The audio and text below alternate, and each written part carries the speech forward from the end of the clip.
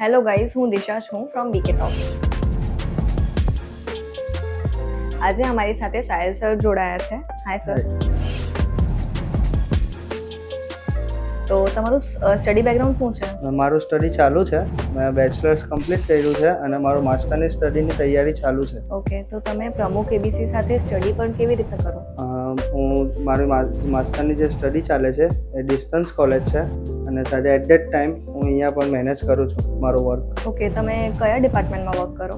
મારું department selling છે, જે હું પ્રેમ મેજેસ્ટિકામાં હમણાં હેન્ડલ કરું છું. સેલ્સ ડિપાર્ટમેન્ટમાં તો યુઝ્યુઅલી એલ્ડર્સ જ હોય, તો તમે એઝ અ યંગ પર્સન કેવી રીતે કન્વિન્સ કરો એ લોકો? સૌપ્રથમ પહેલાં હું કસ્ટમરની નીડ જાણું છું, એને સમજું છું, ત્યાર પછી એમની નીડ પૂરી કરવાની ટ્રાય કરું છું અને એ રીતે એમને હું કન્વિન્સ કરું છું. એઝ અ ટ્રેનિંગ તમે પ્રમુખ એબીસી સાથે જોડાયેલા છો, તો તમે પ્રમુખ એબીસી ગ્રુપ જ કેમ ચૂઝ કર્યું? કારણ કે પ્રમુખ એબીસીનું મિશન અને વિઝન એ મારા મિશન અને વિઝન સાથે મેચ થાય છે.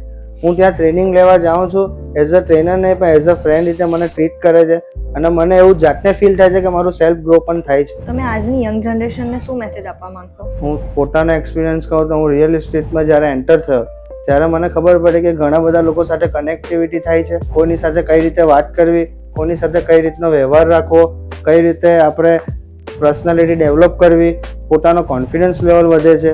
એની માટે કે એમ કહેવાય કે જો કોઈને આ રીતની ઓપોર્ચ્યુનિટી મળતી હોય તો એને મેળવી લેવી જોઈએ.